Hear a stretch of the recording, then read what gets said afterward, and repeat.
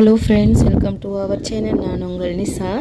இது வரைக்கும் பார்க்குறவங்க என்னோடய யூடியூப் சேனலை சப்ஸ்கிரைப் பண்ணாதவங்க சப்ஸ்கிரைப் பண்ணுங்கள்.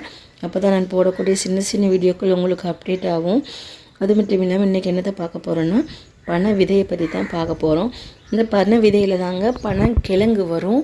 அதுவும் இல்லாமல் இந்த பழம் இருக்க போகலையே அதில் களிகள் எடுத்து பனங்காய் பணியாரம்னு ஒரு டிஷ் செய்வாங்க. செம்ம டேஸ்ட்டாக இருக்கும்.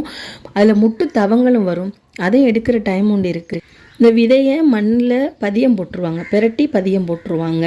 பிரட்டி பதியம் போட்டு அதை ஓலையில் மண்ணை மேலே சாரல் போல் தூவி ஓலைகளை போட்டு தண்ணி அடிச்சிருவாங்க. அது எப்பவும் தண்ணி அடிக்க மாட்டாங்க, 2 நாளைக்கு ஒருக்கா 3 நாளைக்கு ஒருக்கா தான் அடிப்பாங்க.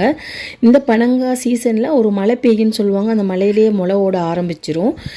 இதில் 3 மாதத்தில் எடுத்து இந்த கிழங்கை நீங்கள் வெட்டி இந்த கொட்டையை வெட்டி பார்த்தீங்கன்னா உள்ளுக்குள்ளே முட்டாக இருக்கும். அது 3 மாதத்தில் 6 மாதத்தில் கிழங்காயிருங்க.